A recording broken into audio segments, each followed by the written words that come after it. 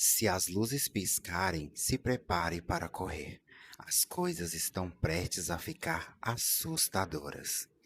Coisa Assustadora é o quadro de histórias assombrosas do podcast Verborragia. No episódio de hoje, Mamãe Viu o Além. Oi, pessoal, eu sou o Fabrício Fonseca. E eu sou o João Heitor. E seja bem-vindo ao Coisa Assustadora, o nosso quadro para as histórias que vão arrepiar você da cabeça aos pés e talvez até a sua alma. Prometendo. 3 vezes 5. Né? No episódio de hoje, é assim, a gente tava com muita vontade de contar uma história mais assustadora, uma coisa mais assim, né? Pra mexer um pouco com nossos esqueletos. E aí. Para mexer também com o imaginário, Principalmente. para outros lados, né? E aí tem uma história pessoal minha, não é minha, né? Mas a história, como já viu o título aí, é da minha mãe, é da minha mamãe. E aí, o que que rolou? Eu já enviei essa história para um podcast. E aí nunca rolou de contar. E aí agora que bom que não rolou de contar, porque aí eu vou contar aqui agora, né? Eu vou ler exatamente o texto que eu mandei.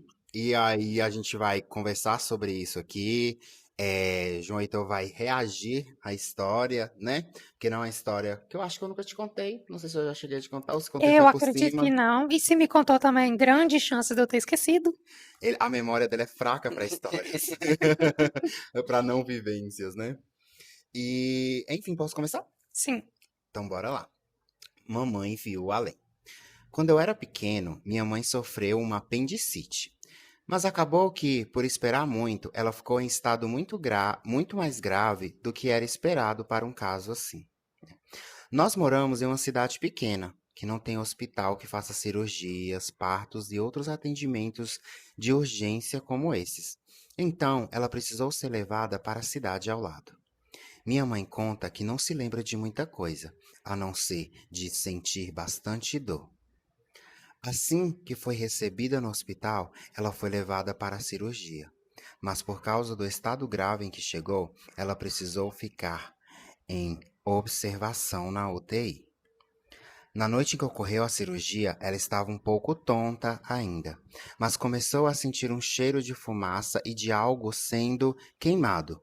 Junto a isso, tinha o som de várias pessoas gemendo e gritando de dor, o que, na mesma hora, a fez pensar em pele humana queimada. Pensa a agonia que você tá no hospital e de repente você começa a sentir essas coisas, né? Porque no hospital tem coisa grave, mas pensa pensar que tem coisas muito graves acontecendo ali. Mas aí ela sentiu esse cheiro, ela estava onde? Ela estava na UTI ou no Sim, bloco cirúrgico? ela tava na UTI. Eu nunca entrei numa UTI, mas acho que UTI não tem cheiros assim, não, né? Eu acho Porque que esses não. procedimentos não acontecem na UTI, nenhum procedimento. Eu acho que o hospital não tem cheiro, Eu acho que né? tem. Porque tá sempre limpando, então tem cheiro de produto de limpeza. Mas ficar cheiros assim, acho difícil. É. Né? E aqui é muito específico, porque para ela é o cheiro de pele humana queimada, assim, sabe? Como é que a gente reconhece esse tipo de cheiro? É Infelizmente, a assustador. gente que já sentiu, a gente sabe como é, Ai, né? que horror. Eu tô com a diva. Mas. E aí vamos ver aí o que que aconteceu com ela. Tá, vou continuar. Ela conta também que ouviu uma criança correndo e rindo entre as macas, mas não tinha forças para se levantar. Para a gravação. Para a gravação imediatamente. Era criança incensando ela. Que horror, Deus me Meu livre, tá Deus. repreendido. Não, tipo, na UTI não tem criança solta na UTI. Não tem criança não entra nesses lugares, né? E a Tá criança repreendido. correndo e rindo entre as macas. Tá repreendido. E aí ela não tinha forças para se levantar. E quando tentava abrir os olhos para ver o que estava acontecendo, uma luz branca muito forte a atingia e a forçava a fechá-los novamente. Desesperador, assim, desesperador. Nós que já tivemos vivências anestésicas, a gente sabe que ficar nesse voltar e perder a consciência é muito desesperador. Mas eu acho que voltar e perder a consciência e tá experienciando outras situações, né, de ouvir coisas estranhas que não era para você estar ouvindo, de sentir coisas cheiros estranhos, ai, desesperador. Continuando aqui, né? Ela ficou se perguntando como poderiam deixar uma criança brincando por ali, enquanto chegava tantas pessoas vítimas de queimadura. É exatamente essa a questão, né? Ela também pensou assim, no óbvio, não deveria ter uma criança aqui, né? E voltando até no que você tinha falado, eu fiquei em um dia de observação no hospital, muito recentemente, por causa de uma microcirurgia. E apesar de, pelo menos no quarto, eu não sei como é na UTI, no quarto apaga-se a luz, né? Acende a luz quando vai receber a medicação e tudo mais. Sim, Mas mas na geralmente UTI apaga. não, a UTI é aceso 24 horas. Ah, então tá. Então deu pelo menos isso. Não há loucuras. Não é uma loucura essa diva. Continuando. Na manhã seguinte, ela acordou, pelo menos conseguiu dormir. Tinha uma criança lá correndo, tinha sons assustadores de criança rindo. Tinha cheiros estranhos ruins, Mas ela conseguiu dormir. mas eu acho também que a medicação, assim, ela dá uma baqueada na gente. Então, tipo, a gente. Só se a gente estiver muito aterrorizado mesmo pra não dormir. Não tinha pensado, mas é verdade isso, né? Muitas vezes a gente é puxado pra. Não é um sono, não é dormir, é É, apagar, né? é pra apagar. Na manhã seguinte, ela acordou e a UTI estava praticamente vazia. A enfermeira que estava de plantão foi checar ela e minha mãe resolveu perguntar se tinha acontecido algum acidente, algum incêndio.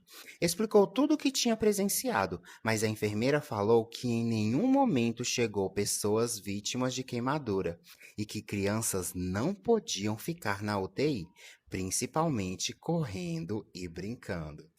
Meu Deus do céu! Imagina, porque, tipo assim, até uma coisa que a gente estuda na faculdade, né, sobre a questão das diferentes alucinações e tudo mais que a gente pode ter, e a gente sempre fala como as piores não são nem as visuais, né, são as das sensações, né, quando a gente sente no corpo, quando a gente sente cheiro, Sim. quando sente as Quando coisas, sente gosto, né? que morre de medo. E aí, meio que aqui deixou claro que não tô falando que é uma alucinação, porque eu creio nessa história, né? Mas seria assustador se fosse uma alucinação também. Exatamente o que eu ia falar, assim, independente de ser uma alucinação ou não, no próprio contexto ali, é assustador, né? E pelo que eu acredito, a experiência dela foi meio assustadora, assim mesmo, né? E aí, para terminar, é assim. Minha mãe ficou assustada, mas quando meu tio foi visitá-la, já que meu pai teve que ficar comigo e minha irmã em nossa cidade, ela brincou que havia ido ao inferno e voltado, e que da próxima vez ela esperava ir para o céu. Amém! Glória! Gente, é uma coisa, tipo assim, eu li pra poder contar exatamente da forma como eu tinha contado antes, né, e não ter erros enquanto a isso, mas também pra ficar mais linear e eu não ficar lembrando e apagando as memórias antes. Mas eu cresci ouvindo essa história da minha mãe e a gente sempre ficou meio assim, ai meu Deus, que E isso assustador. foi o quê? 2000 e quantos, mais ou menos? Nossa, isso provavelmente era tipo 2005, 2004, porque assim, a gente era Nossa. bem criancinha, E é né? a cara dela falar que foi pro inferno e voltou. É. A cara Quem dela. conhece a minha mãe sabe. Mas, tipo assim, a minha mãe tem uma certeza muito grande do que ela viveu, assim. Ela não vai discutir com ninguém pra provar o ponto dela, mas ela sabe o que ela vivenciou. Ela é uma pessoa muito crente, né, na religião dela e tudo mais. E aí a forma que ela lidou com essa experiência, ela até foi pensar assim, né? Que ela foi ao inferno por causa do cheiro, por causa das coisas que estavam acontecendo. Mas ainda assim, a criança, eu acho que me assusta mais, assim, né? Porque se foi ao inferno mesmo, a criança estava ali pra assustar mesmo. Não era um anjo ali brincando, nem nada, não. Sim, e também tem esse visual, esse imaginário de quando é uma criança assombrando, é um pouquinho mais assustador, né? Sim, sim, sim. Até falando isso agora, puxando pra uma coisa da cultura pop, eu acho que tem um filme A Paixão de Cristo, do Mel Gibson, se não me engano, que tem até uma cena que tem uma mulher segurando o bebê, e aí meio que o bebê é um É o homem velho, porque Satanás. é Satanás. E aí quando vira assim, é um bebê velho, é uma pessoa velha. Então, a imagem da criança, ela é maculada nesse mal Sim. diante dessa religião, assim, da religião cristã, né? Mas, e aí? Você acha que você vai te atrapalhar a dormir essa noite? Gente, eu não sei se vocês escutaram, mas a gata pulou do nada aqui, que assustador. Você vai dormir bem essa noite? Infelizmente, assim, ai, eu vou ter que jogar um balde de água fria. Porque você está contando uma história em um contexto, em um ambiente de hospitalar, de saúde, para um profissional de saúde. Então, assim, não que todos os profissionais da saúde são céticos, mas infelizmente ou felizmente eu sou. Então, tô ali com o ceticismo de que a experiência dela foi por causa das medicações, da vivência dela ali. Não desmerecendo a vivência dela, e com certeza foi assustador. Como eu disse, assim, eu já tive uma vivência de anestesia geral. Não é uma experiência gostosa, não é bom, não é legal você passar por isso. Então, eu acredito, assim, que foi bem ruim mesmo, assim, para ela, independentemente de se foi uma experiência paranormal ou não. Mas eu tô aqui com os medicamentos e vivências e outras coisas. E você? Eu sou um falso cético, porque eu desacredito de muita coisa, mas eu acredito muito dessas vivências das pessoas. Então, tipo assim, você acredita em fantasma? Acho que não, mas se alguém falar que viu, eu vou acreditar. Que a pessoa teve aquela experiência, assim, sabe? Eu fico, por exemplo, assim, eu não acredito em algo, mas eu sempre fico assim, tomara que eu nunca veja. Você Não, eu entendeu? Você totalmente. entendeu? Então, Eu tipo assim, totalmente. por mais que haja um ceticismo, eu ainda desejo que não confirme a verdade pra mim. Exatamente. Eu só acredito no que eu consigo ver, entre aspas, mas eu não quero ver nada. Não quero Entendeu? acreditar. Não tenho que. Não precisa me provar. Se alguém do além aí tá me ouvindo, não precisa me provar. Eu sou só um Zé Ruela, ninguém. Deixa aí em paz.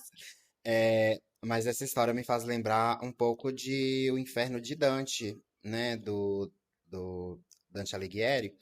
Porque, se eu não me engano, há um dos locais lá do inferno em que há pessoas que são queimadas, vivas e sentindo esse calor e coisa e tal. E aí eu fico pensando, meu Deus do céu, ai que loucura. Mas é isso, pessoal. Esperamos que vocês tenham gostado do nosso mini surto, mini susto, mini acontecimento. Esperamos também receber as suas histórias. E assim, vocês podem mandar pra gente não só histórias que vocês sabem, ou história das pessoas, mas mandem pra gente lendas também, pra gente poder reagir a essas lendas que acontecem aí, né? Essas histórias, nós adoramos histórias assustadoras, como a gente já disse em um Sim, episódio aí mais pra trás. sim. A gente ama esses aspectos culturais, né? Essas Sim. figuras culturais, folclóricas, enfim. Então, manda aí pra gente. E por onde, Fabrício, que essas pessoas podem nos mandar os seus relatos e suas histórias? Você pode enviar o seu e-mail para podverborragia@gmail.com. Se você não quiser se identificar, a gente não vai te identificar. Então, a gente preza pelo seu anonimato, né? Então pode enviar a história pra gente. Também nos siga no nosso Instagram, @podeverborragia. Você pode também enviar mensagens por lá. Às vezes a gente está tentando fazer algumas enquetes. Aliás, a gente já fez uma enquete aí recentemente de um tema que a gente vai discutir também mais pra frente. E é isso, sabe? A gente espera para próximos episódios dos nossos outros quadros também. Muito obrigado por nos ouvir. Tchau, tchau!